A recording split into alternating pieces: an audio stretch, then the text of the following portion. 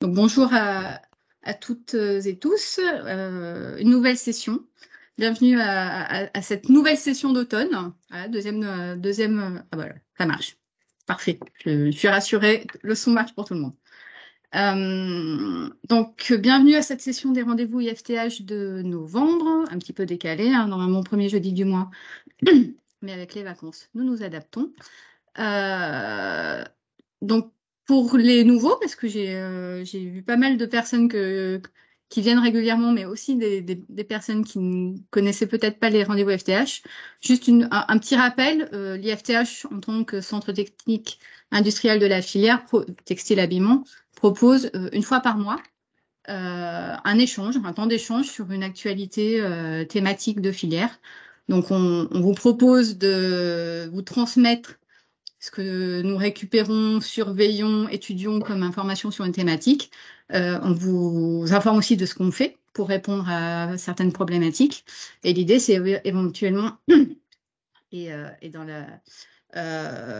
la mesure du possible, de pouvoir échanger, notamment via le chat. Donc, tout au long de cette intervention, vous pouvez poser des questions via le chat, on y répondra à la fin.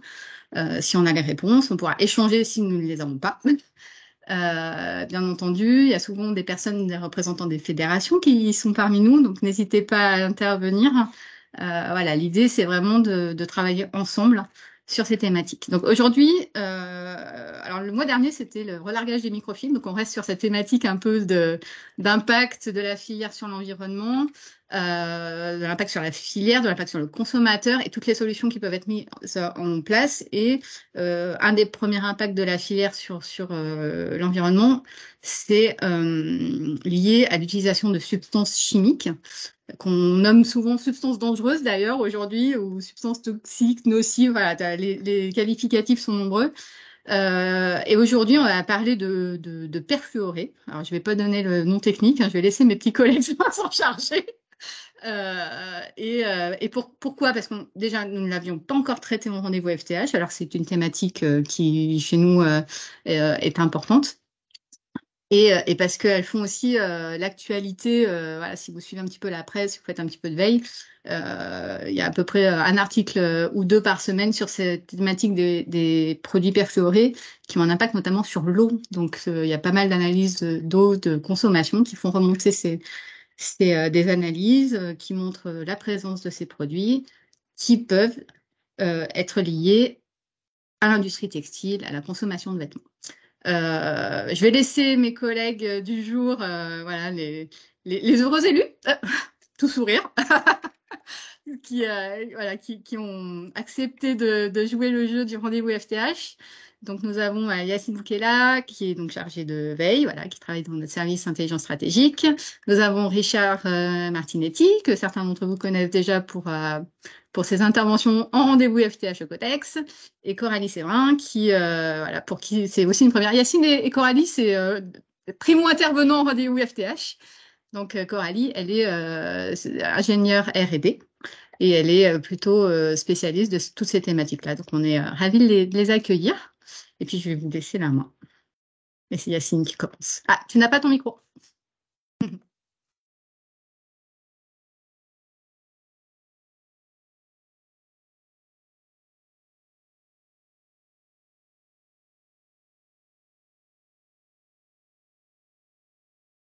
On vient de régler tous les problèmes. On vient de se parler un quart d'heure et là, le micro ne marche plus. Qu'est-ce qui se passe? Ouais. On voit ton écran, hein, Yacine. Ouais, tout marche bien sauf le micro.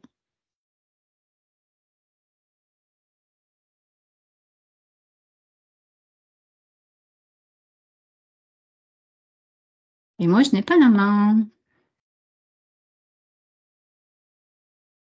Il est mute sur Teams, notre ami. Non, on t'entend pas. Son micro est désactivé en fait sur Teams. Ah oui, oui, oui.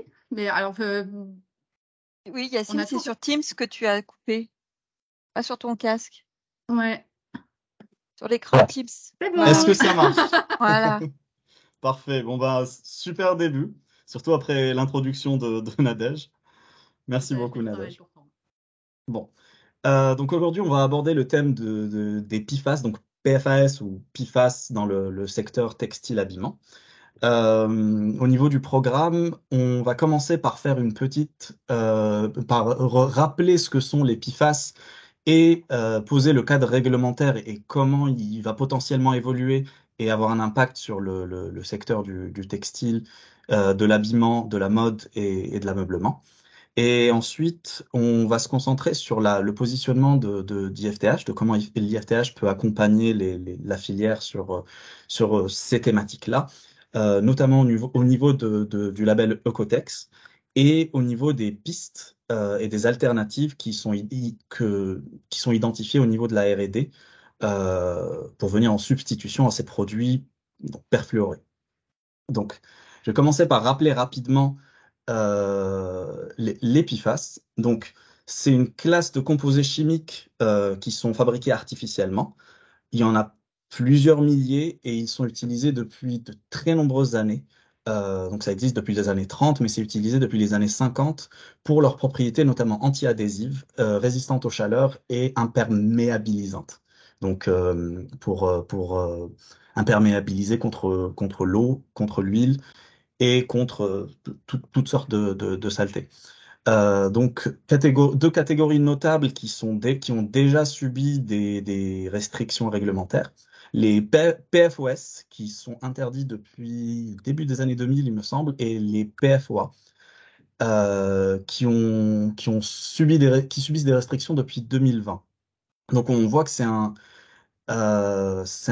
très ancien problème. Les premières inquiétudes autour de l'impact de ces produits sur la santé sont apparues dans les années 70 et donc c'est un produit qui a toujours été plus ou moins controversé. Mais aujourd'hui, la réglementation, elle va se durcir significativement par rapport à toutes ces années précédentes. Donc, pourquoi les PFAS sont une substance intéressante? Comme je le disais tout à l'heure, ça permet, pour les textiles en particulier, ça permet de faire beaucoup de choses, notamment au niveau de l'infroissabilité, comment dire, de l'imperméabilité à l'eau et à l'huile, et la résistance au feu. C'est des propriétés qui sont assez difficiles à obtenir sans ces produits-là. Mais initialement, les PFAS, ça a une utilisation beaucoup plus large, notamment dans l'alimentaire. C'est ce qui permet aux poêles d'être anti-adhésifs. C'est ce qui a rendu les inquiétudes autour de la santé. En tout cas, c'est ce qui a beaucoup accru les inquiétudes autour de la santé. C'est qu'au début, c'est des produits qui finissaient dans le corps humain. Donc les restrictions. Ces restrictions, elles arrivent aujourd'hui parce qu'on s'est rendu compte que ces substances, elles étaient très persistantes dans l'environnement. On les retrouve partout, notamment dans beaucoup d'organismes vivants, des poissons, des animaux, euh, toutes sortes d'organismes. Et il a été démontré, en tout cas, que certaines de ces substances, il y en a plusieurs milliers, donc on ne connaît pas exactement l'impact que toutes ces substances ont, mais pour certaines d'entre elles, on sait qu'elles ont un impact sur la santé humaine. Au niveau du coût social, alors ça vaut ce que ça vaut, mais l'Union européenne a fait une sorte de calcul et donc la source c'est Nordic Council et ça a été traité par la société Chemsec. On estimerait que si on devait inclure, donc le prix moyen d'un kilogramme de PFAS c'est 19 euros aujourd'hui. Mais si on devait inclure le coût social, donc en termes de santé, en termes par exemple de nettoyage des sols, de nettoyage de l'eau qui doit y avoir après, on en arrive à 1000 euros par kilogramme, à environ 1000 euros par kilogramme. Et donc, ces inquiétudes sur la santé, elles ont mené les États dans tous les pays du monde donc à se pencher sur ces substances et à essayer de les réglementer. Donc, ces restrictions, moi, je vais me focus surtout sur les États-Unis et sur l'Europe, mais il faut savoir qu'on voit apparaître, en tout cas dans l'actualité ces derniers temps, depuis, on va dire, 4-5 ans, mais même bien avant, des restrictions au Canada, en Australie, même en Chine, en Inde, dans plein de pays justement qui trouvent que c'est le moment de se pencher dessus. Donc aux États-Unis, au niveau fédéral, on n'a pas de législation à proprement parler, mais l'EPA, donc l'Agence de protection de l'environnement aux États-Unis, a publié donc sa roadmap pour 2021-2024 et son objectif, c'est vraiment de s'approcher de zéro utilisation de PFAS dans ces industries. Donc l'idée, c'est vraiment de s'en débarrasser complètement. Et on observe qu'au niveau des États, on a des législations qui commencent à être introduites. Bien sûr, certains États sont plus avancés que d'autres, mais ça commence à être assez généralisé. La plus intéressante, donc je ne vais pas rentrer dans le détail de chaque législation, de chaque État, mais la plus intéressante, c'est celle de Californie, sachant que beaucoup d'autres États comme le Colorado, le Maine, le Minnesota se sont inspirés de la législation californienne et y ont rajouté, typiquement, ont fait leur propre tambouille avec la législation telle que, en tout cas, le cadre californien.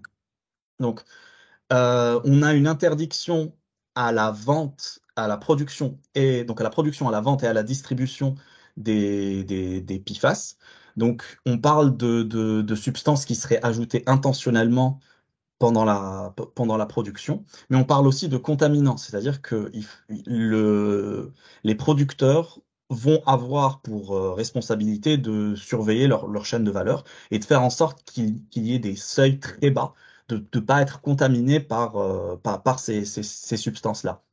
Il y a aussi un système de certification qui va être mis en place en Californie et qui permettra, par exemple, aux acteurs qui sont plus en aval sur la chaîne de pouvoir dire c'est de la responsabilité de la personne précédente. Donc, le fabricant doit fournir donc des certifications à ses clients pour dire pas de PFAS en tout cas, la limite réglementaire a été respectée sur ma production.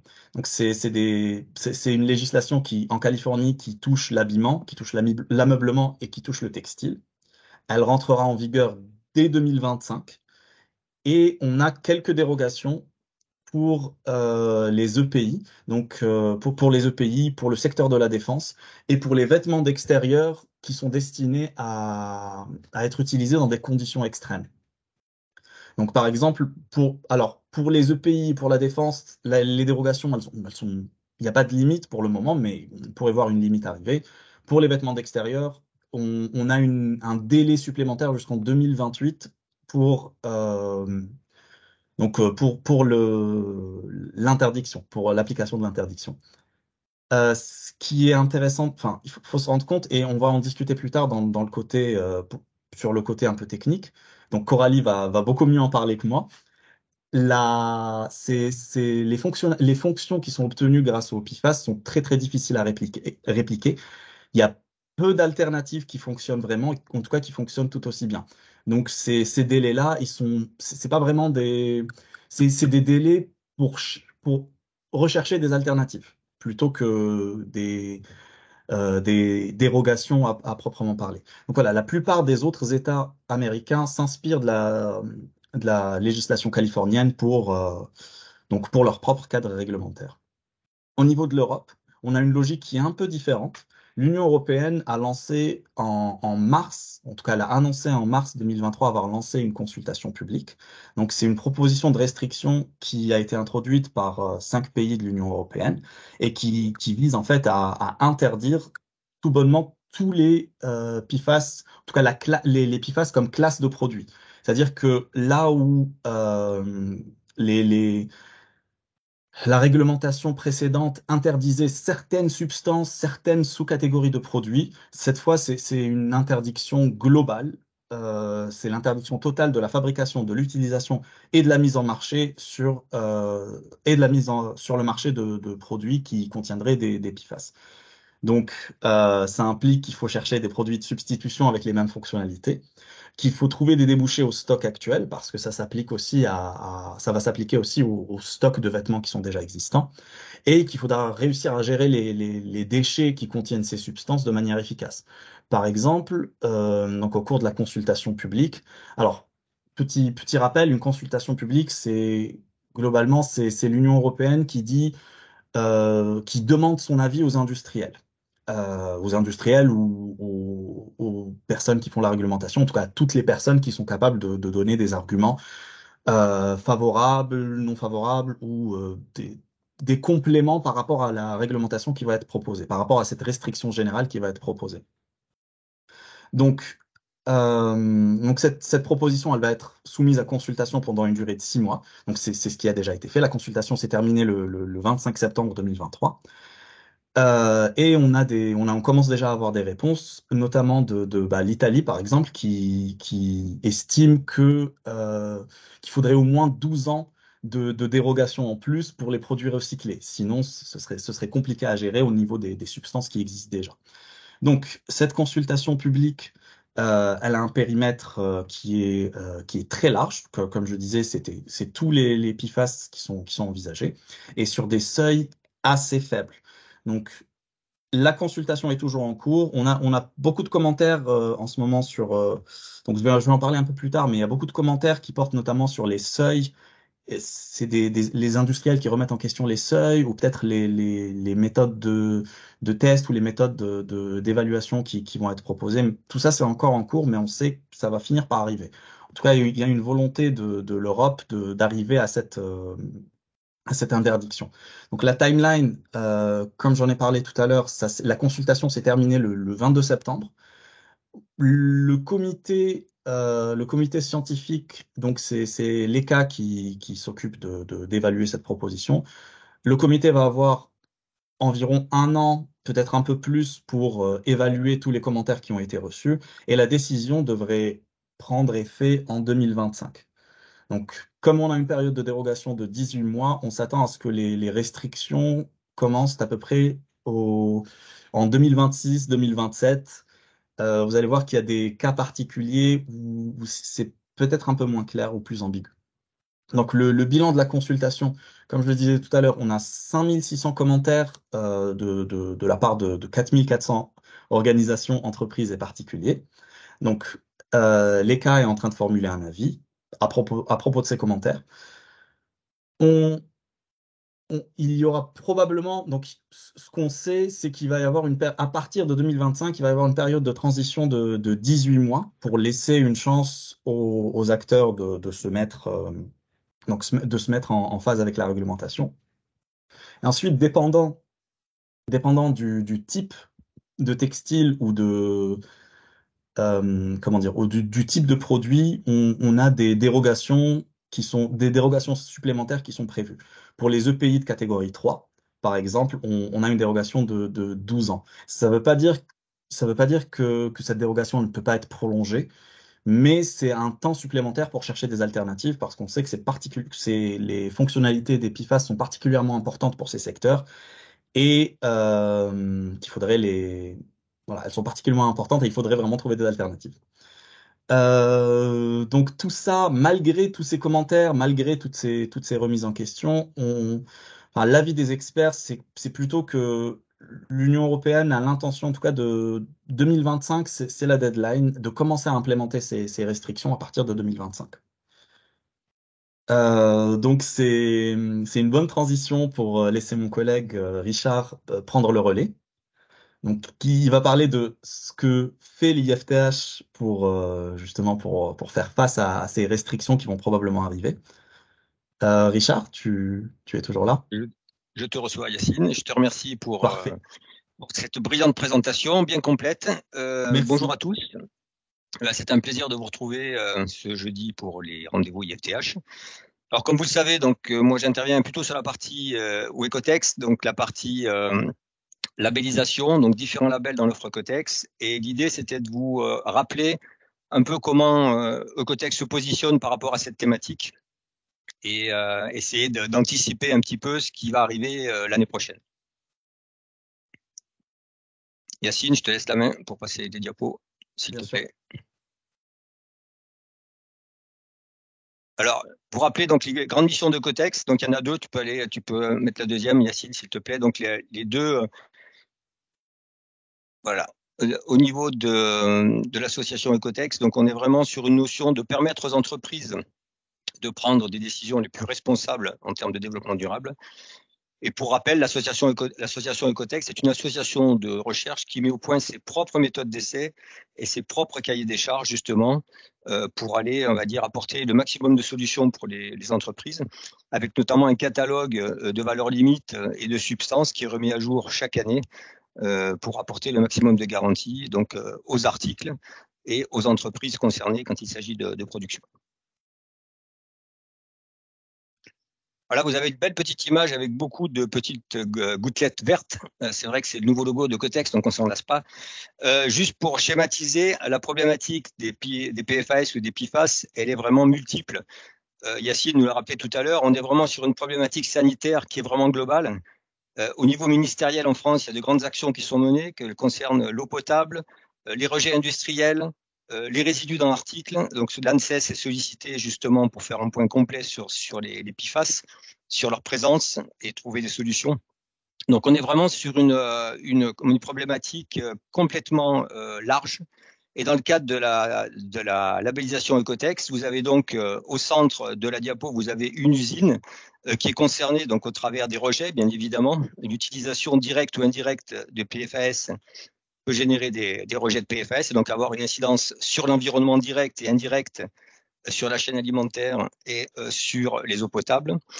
Sur la partie Ecotex standard 100 que vous connaissez pour la majorité d'entre vous, ça peut concerner donc les articles, les entrants et les articles fabriqués. Donc vous avez deux notions là aussi de PFAS. Et enfin la dernière, qui est peut-être un peu méconnue pour vous, mais qui est aussi intéressante, c'est-à-dire tous les entrants dans l'entreprise, c'est-à-dire les produits chimiques, au travers de l'éco-passeport. Donc si on résume, l'association Ecotex vraiment intervient de manière complètement globale, c'est-à-dire identifier des produits chimiques plus vertueux et plus responsables, avec des substances, on va dire, les plus nobles possibles, et donc éviter autant que faire se peut la présence de PFAS en tant qu'utilisation intentionnelle et donc grosse concentration, et de vérifier que les articles fabriqués ou transformés ne concernent pas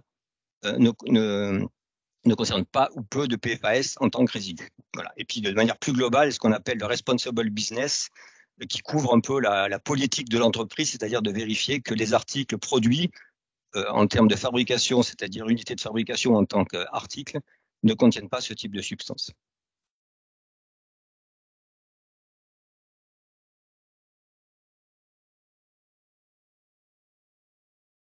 Alors au niveau du standard 100, effectivement, les PFAS donc, sont réglementés dans le Ecotex standard 100. Alors j'imagine pour ceux qui sont déjà certifiés, vous avez chaque début d'année téléchargé et enregistré votre référentiel de l'année. Vous avez pu remarquer que dans les annexes, vous avez toutes les valeurs limites et toutes les substances qui sont donc réglementées dans le cadre du Ecotex standard 100 par classe de produit, pour le bébé, pour le contact peau, pour la décoration par exemple. Et avec donc les différents acronymes et les numéros de casse, même si on n'est pas chimiste, on a toujours la possibilité de se retrouver avec le numéro de casse qui est ni plus ni moins que l'immatriculation du produit chimique et qui vous permet de vérifier sa présence dans un cahier des charges ou sa présence dans un texte de loi. Donc en l'occurrence, la politique de Ecotex, bien évidemment, pour apporter le maximum de garanties et de solutions à ses clients, c'est toujours d'anticiper non pas sur la partie strictement européenne ou strictement américaine, mais d'avoir une vision la plus internationale possible, qu'elle soit asiatique, qu'elle soit européenne ou qu'elle soit américaine. Donc l'idée, c'est comme cette thématique, elle est très marquée en Europe et dans les majorités des pays dans le monde, et bien évidemment, les valeurs limites sont de plus en plus basses. On a des taux qui sont vraiment de plus en plus stricts.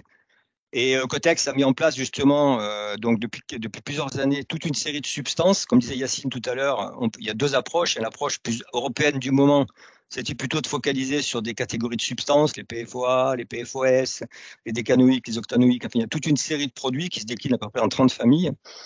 Et une tendance en Amérique de dire, à la limite, plutôt comme il y a des milliers de substances et que c'est très compliqué en chromato liquide de pouvoir tout identifier, de se dire pourquoi pas avoir une espèce de test screening qui permet de dire il y a des PFAS ou il n'y a pas de PFAS, c'est-à-dire qu'il n'y a pas de fluor organique et inorganique, et ça permet de dire par défaut il n'y a pas de fluor. Donc Ecotex a mis en place l'année dernière un test qu'on appelle le test AOF, donc Extractable Organic Fluorine, pour justement avoir un texte global en complément des tests sur substances individuelles. Comme l'a dit tout à l'heure aussi Yacine, au niveau de Cotex, bien évidemment, on regarde ce qui se fait au niveau réglementaire avec toujours être un peu plus restrictif que la réglementation et se positionner juste avant la date butoir pour aider les clients à se mettre en place. Alors, quelquefois, malheureusement, on ne se fait pas des amis parce que les clients nous disent « Attendez, mais là, cette année, on ne peut pas être certifié. » C'est vrai, mais par contre, ça aide aussi les clients à se préparer à l'issue réglementaire, elle est cette fois-ci pas volontaire, mais incontournable, que sera la réglementation. Donc, dans ce cadre-là, il peut y avoir des dérogations pour certains secteurs particuliers, comme le secteur militaire et le secteur des équipements de protection individuelle. Donc, pour ce test EOF qui était rentré en vigueur cette année, la classe bébé, bien évidemment, là, il n'y avait pas de dérogation possible parce que c'était un risque très fort. Mais les classes 2, 3, 4, c'est-à-dire contact peau, pas contact peau et décoration, il y avait une transition, une période de dérogation jusqu'à janvier 2024. Et aussi une dérogation pour les équipements de protection individuelle, notamment qui pouvaient être certifiés selon le standard supplément EPI. Alors, je ne vais pas rentrer dans le détail parce que ce serait trop long, mais juste pour vous montrer que je ne vous ai pas menti, sur la partie standard 100, vous avez là un exemple de l'annexe 6, par exemple, où pour les 4 classes, vous avez toute une série de substances. Donc, vous voyez les acronymes. Alors, ça peut être du BFHPA, BFN1. Enfin, je ne les fais pas tous, mais vous voyez que c'est assez complexe avec des valeurs limites qui sont le plus souvent identiques pour les 4 classes, parce qu'on considère que le risque il est vraiment important partout, puisqu'on ne peut pas retrouver dans l'environnement. Donc, vous voyez qu'il y a vraiment une grande quantité de produits. Et on peut dire qu'aujourd'hui, on couvre des classes de produits de C4, c'est-à-dire 4 atomes de carbone, à C14. Les plus efficaces étant bien évidemment à partir de C6, C8 et un numéro de carbone qui est plus important. Merci Yacine. Encore un petit clic, pardon, je suis désolé, il y a des animations, je crois qu'il y avait, voilà, c'est juste pour la partie step.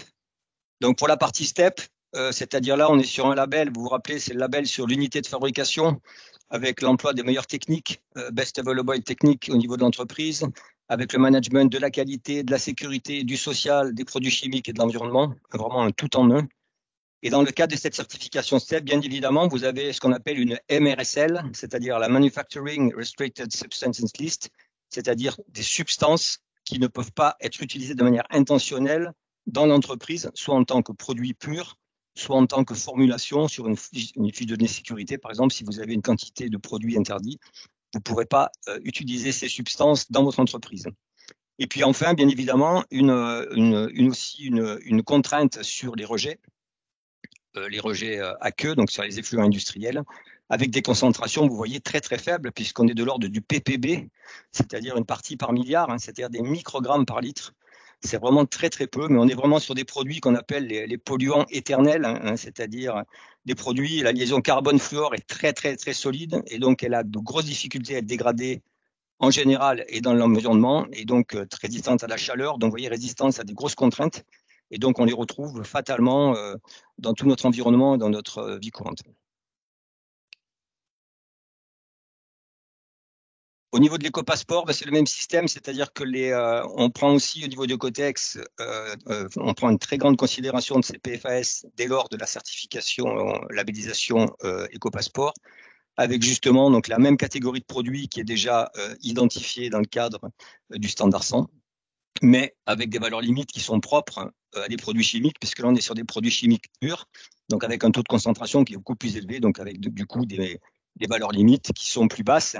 Mais ce que je pourrais rajouter pour vous aider à comprendre, c'est que souvent, dans les restrictions de label, notamment de Cotex, les valeurs limites qui sont données, en fait, elles sont tellement basses, c'est justement pour s'assurer qu'il n'y a pas d'utilisation intentionnelle. C'est-à-dire qu'on doit toujours faire la différence entre une utilisation intentionnelle où on ajoute un produit pour une propriété bien précise en sachant pertinemment que c'est tel produit, avec la différence d'un produit, c'est-à-dire si c'est un contaminant, si vous avez des traces de PFAS dans un sous-produit ou dans un additif, c'est autre chose. Et ça, il y a une forme d'acceptation du fait de la concentration. C'est pour ça que les concentrations sont faibles, mais avec un petit peu quand même pour laisser la place à des petits contaminants ou des contaminations croisées qui, elles, ne sont pas du tout intentionnelles et permettent donc une utilisation dans le cadre de cette labellisation. Donc là encore, vous voyez, pour illustrer ce que je disais, vous avez un tableau avec des valeurs. Tout à l'heure, si vous vous rappelez, on avait des valeurs qui étaient un petit peu plus faibles.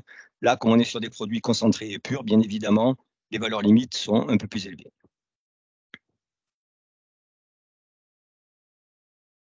Alors, ce que je peux vous dire en termes de conclusion, bien évidemment, c'est que Cotex prend en compte cette thématique parce qu'elle est centrale déjà dans la thématique de Cotex et depuis les années 90, hein, c'est-à-dire qu'on n'a pas attendu, on va dire, les premières émergences de la réglementation.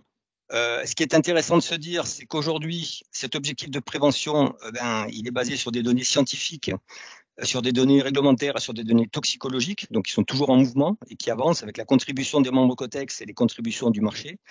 Et tout ça pour nous amener à des garanties qui sont maximales pour la filière. Donc, c'est-à-dire que Cotex se positionne des fois comme un empêcheur de tourner en rond, parce que les clients nous disent « Ah oui, mais là, moi, je ne peux pas, parce que, ben oui, d'accord, mais quelque part, ça vous aide aussi à prendre la mesure, prendre conscience et vous aider à progresser pour vous situer de la meilleure manière au niveau du marché et anticiper la réglementation qui, fatalement, va arriver 1 ou 2 ans après.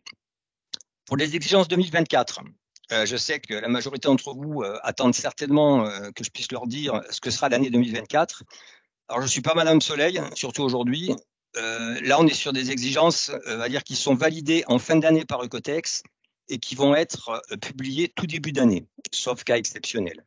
Ce que je peux vous dire, d'après ce que vous a dit Yacine, d'après la tendance du marché et d'après ce que préfigure la consultation européenne, de toute façon, on arrive vers une tendance de restriction avec peut-être quelques dérogations aux périodes de transition, mais considérons que pour l'habillement et pour les parties traditionnelles, on va vraiment être sur quelque chose de plus difficile et encore plus strict.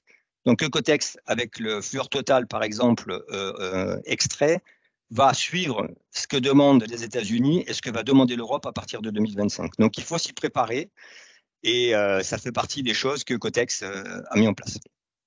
Absolument. J'en profite pour rebondir sur ce que tu disais.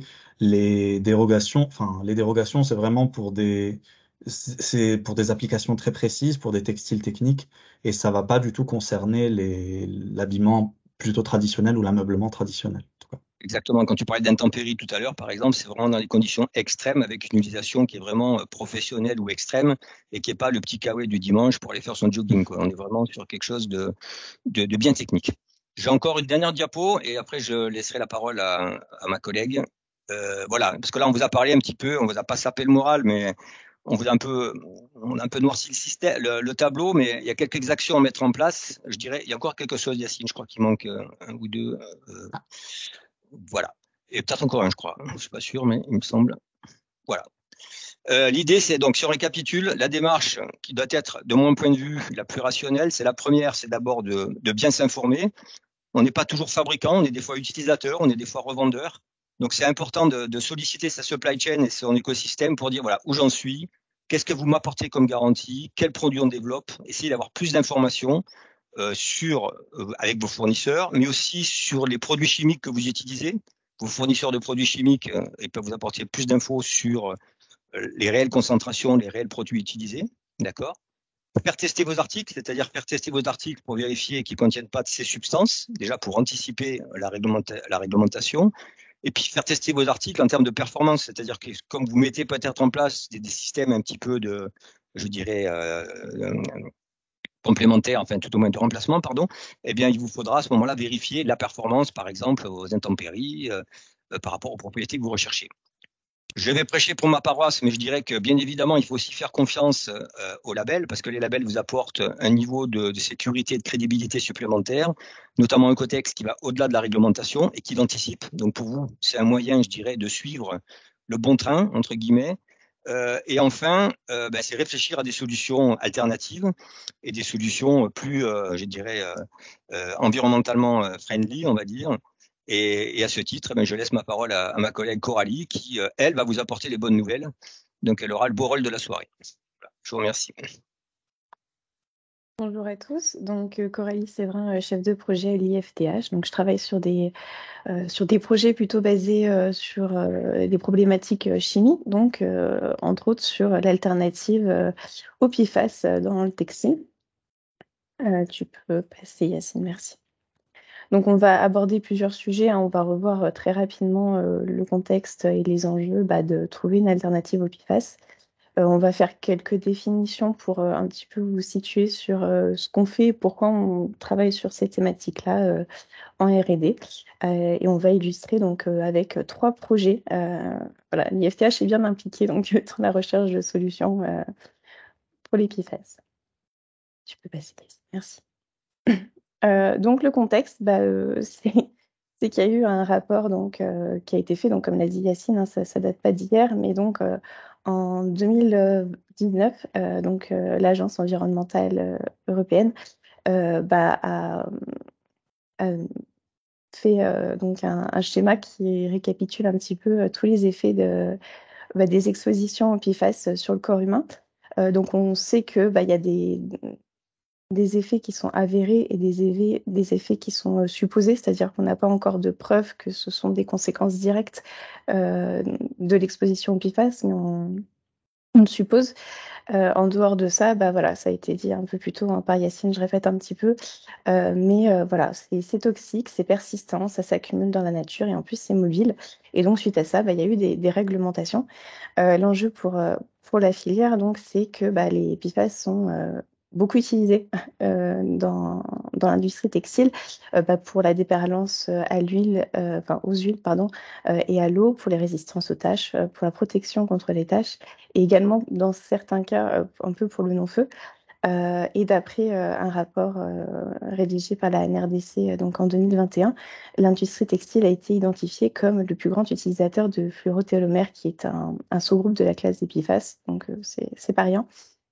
Et donc en moyenne, comme vous pouvez le voir sur ce graphe, c'est principalement utilisé pour les textiles techniques, mais c'est également utilisé pour l'habillement, pour les linges de maison et les vêtements professionnels. Tu peux... Merci. Donc rapidement, une surface hydrophobe, c'est tout ce qui va repousser l'eau, et une surface oléophobe, c'est ce qui va repousser l'huile. Donc pourquoi l'image de la lotus, en fait, la différence entre l'eau et les huiles, c'est leur tension de surface. Donc l'eau a une plus haute tension de surface que les huiles. Et donc, si on ne veut pas mouiller la surface, il faut abaisser l'énergie de surface de la surface qu'on souhaite traiter. Et donc, on peut faire ça soit par voie chimique, donc c'est le cas quand on utilise les PFAS, et on peut également faire ça par voie physique. Donc, par exemple, la feuille de lotus présente des caractéristiques de hiérarchie de structures, donc qui combinent des microstructures et des nanostructures qui permettent d'abaisser son énergie de surface. Donc les solutions envisagées dans la bibliographie en général. Donc pour tout ce qui est physique, on va retrouver tout ce qui est gravure, donc plasma ou laser. Mais également les nanoparticules, donc je les ai mis également dans la voie chimique, les nanoparticules, parce que des fois elles sont greffées avec d'autres molécules chimiques pour ajouter. Le problème des nanoparticules, c'est qu'il y a aussi des questions sur les effets sur la santé. Donc remplacer la peste par le choléra, c'est peut-être pas la solution. Donc aujourd'hui, comme le montre un petit peu ce tableau, on a des résultats pour la déperlance à l'eau. Alors des résultats pas forcément aussi intéressants qu'avec les perfluorés, c'est-à-dire que la résistance au lavage n'est pas aussi bonne. Après, les perfluorés, comme on l'a dit juste avant, ils sont persistants, donc forcément ils tiennent bien au lavage. Et donc il y a aussi des fois pour certains produits donc des changements significatifs au visuel ou au toucher, ce que certains d'entre vous ne souhaitent absolument pas. Donc voilà, c'est beaucoup de choses. Et donc il y a donc le procédé Sol-Gel qui est en cours d'étude, qui alors je vais dire facile d'application, mais je reviendrai dessus un peu plus tard, qui a une bonne résistance à l'abrasion. Mais aujourd'hui, on travaille encore sur l'oléophobie, puisque c'est le gros sujet. C'est là où on ne trouve pas de solution aujourd'hui. Merci. Donc, la chimie Sol-Gel, très rapidement, je ne veux pas vous endormir. Qu'est-ce que c'est? C'est pour une diminutif de solution gélification. Donc, c'est juste une solution qui va se gélifier dans le temps. C'est un procédé qui est appelé de chimie douce, c'est-à-dire que, ça permet de réaliser donc des verres ou des céramiques ou des composés hybrides, donc organiques et inorganiques, sans passer par la fusion, donc à des températures proches de l'ambiante et à des pressions ambiantes. Ça se fait également dans la nature, hein. On a des algues, par exemple les diatomiques, qui aujourd'hui ont ce procédé-là. Donc on va les retrouver dans certains autres secteurs, pardon. Par exemple, le secteur de l'optique ou de l'aéronautique pour la substitution au traitement CMR. Et donc, on sait que ça peut être transférable dans des conditions industrielles, pardon, pour une application par foulardage. Et donc ça, on le sait parce que l'IFTH a déjà travaillé sur des sujets. Je pense notamment à un projet qui s'appelait NoFormol, où on avait testé ce procédé Sol-Gel, donc pour d'autres problèmes que les PFAS, on avait testé ce procédé en application industrielle. Donc là, je vais vous résumer un petit peu nos projets de recherche. Donc, on en a trois qui sont vraiment sur le sujet de recherche d'alternatives au PFAS. Tu peux y aller. Merci. Donc, le premier projet, c'est Deperflex, donc, qui est un projet qui a quand même duré 60 mois, donc de 2018 à 2023, avec un budget de 3 millions d'euros. Donc, le but, c'était donc de trouver des alternatives industrielles aux résines perfluorées, donc C8 et C6, qui permettraient de répondre à un cahier des charges sur tout ce qui est vêtements professionnels, EPI et vêtements sport outdoor. Tout en s'inspirant, donc, comme je disais précédemment, de la feuille de lotus. Donc, le but, c'était de combiner la voie physique, donc en utilisant la voie laser, en utilisant des femtosecondes, donc des ultrasons, des impulsions pardon, ultra courtes, pour apporter une rugosité de surface et y ajouter par un greffage fonctionnel de produits chimiques par plasma. Donc, c'est un projet qui n'a malheureusement pas eu d'effet sur tout ce qui est oléophobie, mais qui a montré des résultats sur la diminution de l'énergie de surface qui était quand même relativement intéressant.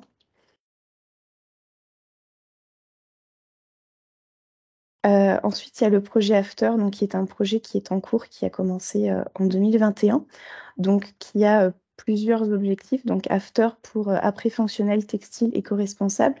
Donc le but, c'est de développer de nouveaux après textiles mono et multifonctionnels. Donc on a plusieurs fonctions qui sont concernées par ce projet. Donc on a tout ce qui est après EasyCare pour l'infrassabilité sans formaldéhyde, donc les après non-feu sans produits halogénés et également les après déperlants sans substance perfluorée, ni fluor tout seul puisque bien sûr on n'utilise pas de produits halogénés du tout. Dans ce projet, on va plus loin que juste la formulation, c'est-à-dire qu'on fait progresser en maturité. Donc, on va aller jusqu'à l'échelle industrielle. On travaille donc avec un acteur industriel où on fait les tests de formulation. Donc, un de nos partenaires a des réacteurs donc, qui permettent de faire des solutions jusqu'à 50 litres. Et ensuite, on essaye par foulardage sur une rame industrielle. Et ensuite, on a pour projet donc, de valider les performances des démonstrateurs donc, qui ont été foulardés industriellement et de les comparer par la suite avec un benchmark avec ce qui existe aujourd'hui sur le marché, donc que ce soit des solutions alternatives ou des solutions avant les alternatives, c'est-à-dire des perfluorés, par exemple, pour tout ce qui est PFAS.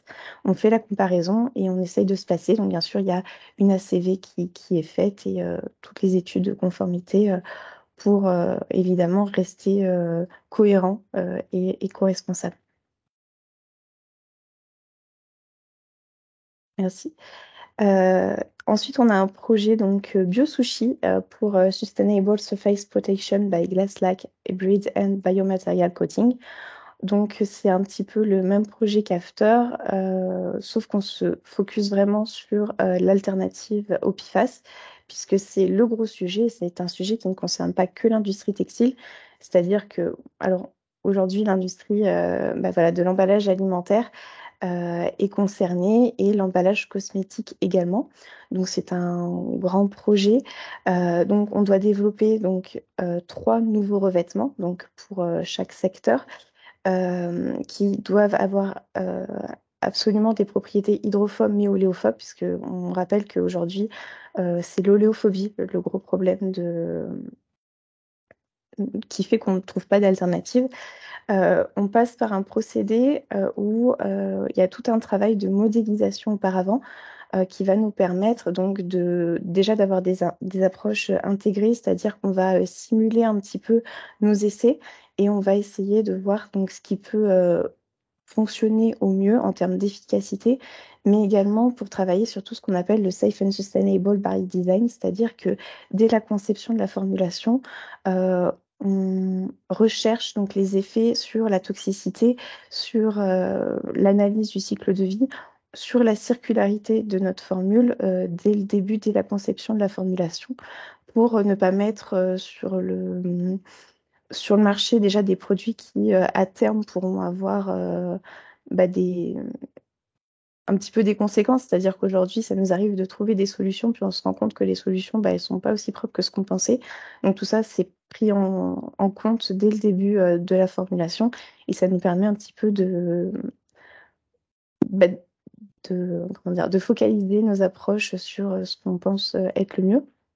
On a également un procédé de standardisation, c'est-à-dire qu'aujourd'hui, on travaille sur différentes choses, c'est-à-dire que est-ce qu'on va pouvoir avoir les mêmes effets que les PFAS sur... c'est des questions auxquelles on doit répondre sur tout ce qui est l'oléophobie. Est-ce qu'on va devoir changer les normes ou pas? Voilà, et sachant que pour BioSushi, on doit également travailler sur toujours de la chimie sol-gel, mais biosourcée. Voilà, pour l'environnement, travailler sur le biosourcé. Mais quand on prend du biosourcé, il faut prendre en compte, bien sûr, les effets sur la planète. C'est-à-dire vous savez que pour le biosourcé, il ne faut pas prendre sur tout ce qui pourrait servir pour de la nourriture ou voilà, ce genre de choses. Donc, tout un programme est fait pour l'acceptation sociale, sur la standardisation, sur la toxicité en amont des projets. Tu peux passer la slide. Donc, comme je disais, c'est un très gros projet de 4,8 millions d'euros, donc qui a commencé en janvier 2023 et qui quand même regroupe 14 partenaires de 7 pays différents. Donc voilà, donc aujourd'hui, on n'a pas vraiment de résultats en ayant commencé depuis un an, mais ça se met en place et voilà, on travaille dessus. Voilà. Et donc, c'est bien ce que disait Richard tout à l'heure, c'est-à-dire que l'IFTH a commencé à s'intéresser à ce type de solution avant que la réglementation elle, ne se durcisse au point où elle en est maintenant. Donc, pour conclure, l'IFTH se positionne sur 3 thématiques pour accompagner la filière. D'abord, l'IFTH va être apporteur de connaissances. Donc, l'idée, c'est d'informer sur les valeurs limites, sur les évolutions réglementaires et sur les différentes techniques qui existent. Ensuite, la partie Ocotex, ça va être la caractérisation, la conformité, évaluer, en tout cas aider les clients à évaluer et à certifier leurs produits. Tout ça, tout en étant dans la recherche d'alternatives, donc dans l'innovation, dans la recherche d'alternatives et dans la réduction de risques. Voilà. Et donc aujourd'hui, l'IFTH est positionné sur ces 3 thématiques et il peut aider la filière sur ces 3 niveaux-là. Merci de nous avoir écoutés. Merci à tous les 3. Ça va nous laisser quelques minutes. Vous avez bien tenu le timing. Ça nous laisse quelques minutes pour regarder un petit peu les questions. Alors, Carole Garbowski, que vous connaissez pour nombre d'entre vous, a déjà commencé le travail de réponse. Par ailleurs, il y avait des premières questions, notamment sur le fait qu'il y a eu effectivement dans la presse ces dernières semaines une information comme quoi le règlement REACH serait plus vraiment une priorité pour la Commission européenne. Alors c'est malheureusement vrai. Donc je laisse Carole intervenir. Hein. Si tu veux intervenir à l'oral, il n'y a aucun souci. Je vois que tu réponds par écrit, mais effectivement, simplement, la réglementation, Pardon, Nadège. voilà, la Oui, pardon. réglementation, c'est une chose. Le marché, c'en est une autre. Les pressions, elles viennent de plusieurs, il y a plusieurs entrées pour, comment dire, traiter ce problème des PFAS. Si la Alors, réglementation effectivement est repoussée, la pression du marché et des ONG, elle va rester présente. Je te laisse. oui. Oui, alors en fait, c'est la révision du règlement REACH qui est repoussée, qui ne figure pas au programme de travail 2024 de la Commission européenne. Donc, c'est le fondement de REACH qui devait être revu, à savoir, on n'interdit plus substance par substance, mais on devait interdire de manière globale famille de substances par famille de substances, sur le même exemple des PFAS. C'est-à-dire qu'en gros, la révision du règlement REACH, c'était de dire, bah, on va suivre un petit peu le projet de restriction des PFAS et interdire tout d'un coup plutôt que substance par substance. Et malheureusement, cette révision du règlement REACH est mise en stand-by. On n'a pas de visibilité. Ça ne figure pas au programme de travail 2024. Concernant les PFAS, ça continue. La proposition, elle n'est pas stoppée. Il y a eu consultation. Elle va être, tous les avis, tous les commentaires apportés par les différents industriels vont être étudiés, analysés pour permettre ensuite à la Commission européenne de se positionner vis-à-vis des propositions de dérogation qui sont faites. Les dérogations sont des propositions, elles ne sont pas encore actées. Donc, on va dire qu'on pourrait avoir de mauvaises nouvelles si la Commission européenne va être plus stricte sur les dérogations qui sont actuellement proposées. En tout cas, pour les secteurs pour lesquels il n'y a pas de dérogation proposée, on a pratiquement la réponse. Ce sera applicable après la période de transition des 18 mois. Voilà. Merci, Carole. Sur clair, beaucoup plus qu'avec nous. Il y avait une question sur les colorants, par contre. Oui, alors j'ai pas compris la question, puisque là c'est sur les PFAS. Je ne sais pas si mes collègues plus chimistes que moi peuvent aider, mais certains colorants comme les colorants actifs type MFT pourraient être interdits suite à la restriction européenne. Je n'ai pas connaissance d'une restriction européenne spécifique sur ces colorants réactifs, personnellement. Voilà. Merci Carole. En fait, j'ai pas plus d'informations là-dessus sur les colorants. Ce que je sais, c'est qu'a priori, là, on est peut-être plutôt dans la notion de présence en tant que contaminant, comme j'expliquais tout à l'heure, c'est-à-dire si on est vraiment sur des traces, des additifs dans un colorant, et que ce colorant est utilisé en petite quantité sur un article, là, peut-être qu'il peut y avoir déjà des possibilités de passer les valeurs limites. Mais en tous les cas, j'ai pas d'informations particulières sur les colorants réactifs, sur des colorants, on va dire réactifs, c'est ça? Oui, c'est ça. Ouais. Alors après, il y a une Avoir autre les question. concentrations résiduelles, oui, effectivement. À suivre. Par contre, sur le même thème que les colorants, il me semble qu'il y a des projets de loi et des projets d'arrêté qui commencent à apparaître en France autour des effluents, en tout cas autour des rejets des PFAS dans les rejets à queue. Si je me trompe. Ouais. Oui, alors effectivement, il y a des analyses de l'eau en parallèle, mais là on est sur, là dans le cadre de REACH, c'est sur la présence des PFAS dans les produits. Voilà. Ouais. Donc, mais effectivement, en parallèle, il y a aussi toute la réglementation qui se durcit par rapport au rejet dans l'eau. Tout à fait. Il y a une question. Le codex standard 100. Oui. Je comprends que le codex standard 100, depuis le 1er avril, nous rend conforme aux exigences 2025 américaines et européennes avec son test EOF.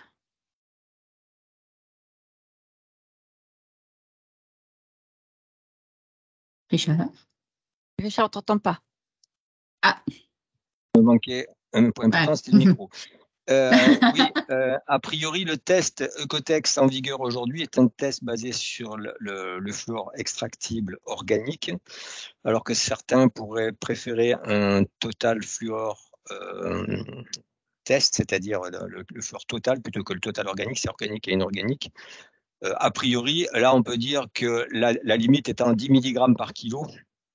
Alors, je ne sais pas, Yacine, mais il me semble que sur les réglementations américaines, les propositions de réglementation américaines, on était sur des valeurs qui étaient de cet ordre-là ou légèrement supérieures. Donc, on peut dire que si on passe le test, effectivement, du test organique extractible total, on devrait être en conformité avec les exigences américaines, au moins pour les quelques États qui sont déjà en avance. Oui, absolument. Mais de toute façon, la volonté de Cotex, comme de label, c'est d'essayer d'avoir une vision purement internationale. Donc, si on amène une restriction, il faut qu'elle soit légitime.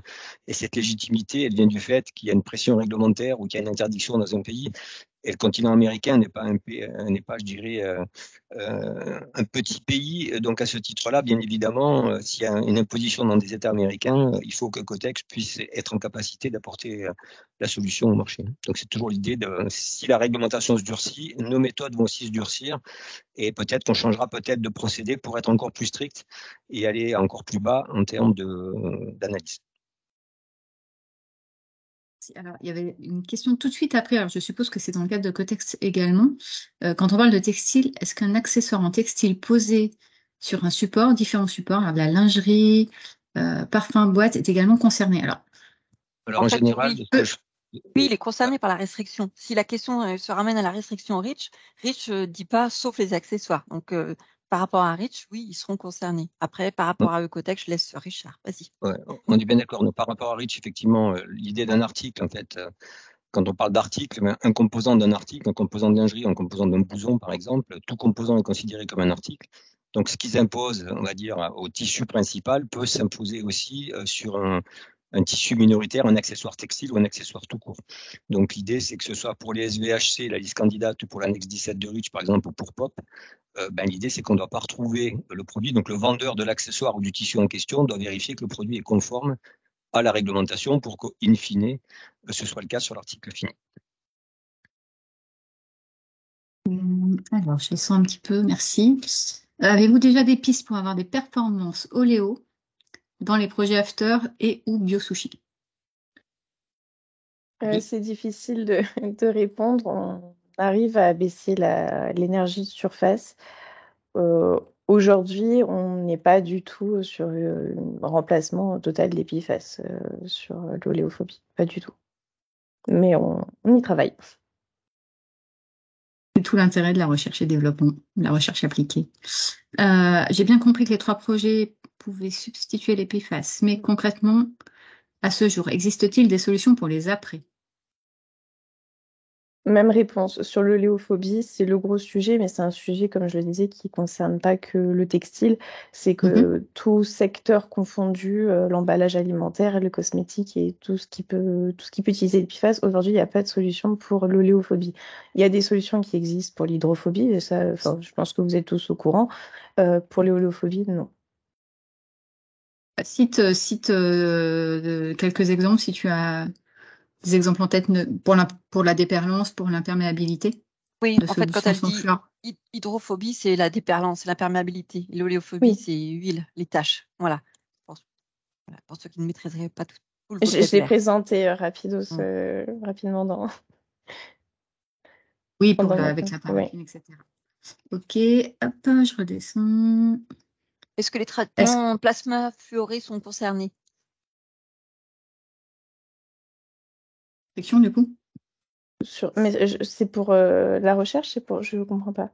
Alors, c'est arrivé au moment de ta partie. Alors, Anthony, si vous voulez préciser votre demande, si vous êtes encore connecté. Est-ce que Anthony est encore connecté? Et si la question c'est est-ce qu'on fait des traitements plasma fluorés sur nos recherches alternatives, la réponse est non. On n'utilise pas de produits fluorés sur nos recherches alternatives, mais pas de fluor du tout. Ça s'arrête pas au PFAS. Okay, préciser la question. Ouais, je pense que c'était ça. Ouais, je pense que c'était ça la question. Il y a une dernière question qui est importante. Oui. Allez, question. Sur le 100 PFAS, c'est ça? Voilà. Ouais, vas-y, Richard, fais-toi plaisir. Allez. Ouais, alors en fait, le 100, c'est toujours, pour les juristes et pour les... il faut être attentif. Le 100, ça veut dire quelque chose, ça veut dire il n'y a rien. Et comme on l'a expliqué tout à l'heure, on est sur la famille des PFAS. On va dire que pour simplifier, on est sur des milliers et des dizaines de milliers de combinaisons de produits possibles. Donc nous, quand je dis nous, c'est, on va dire, la majorité des laboratoires actuels basés sur la réglementation applicable du moment et ou sur les labels, les cahiers des charges des labels du moment, on va en tester, on va dire, une quarantaine, une cinquantaine, qui sont considérés comme les plus évidents et les plus à risque. Donc effectivement, si on teste tout cela, ben, c'est déjà pas mal, mais ça ne veut pas dire qu'on n'en a pas d'autres. Et les autres qui vont arriver demain ou après-demain. Donc en général, et ça je sais que mes collègues à l'étranger aussi nous ont bien alertés, le PFAS free ou le sans PFAS, il faut le garder pour les discussions informelles, mais surtout pas pour des communications officielles, parce que pour moi, ce n'est pas la vérité. C'est une allégation qui doit être justifiée. Si vous utilisez des appellations sans PFAS sur des plaquettes commerciales sur vos sites Internet, la DGCCRF est tout à fait en droit de vous demander de justifier cette allégation. Donc, tous les PFAS sont concernés. Merci. Je pense qu'on a fait le tour. Ah, précision. Précision sur la question portée sur les traitements plasma existants et basés sur des précurseurs fluorés. Coralie. En recherche et développement, on n'utilise plus de précurseurs fluorés.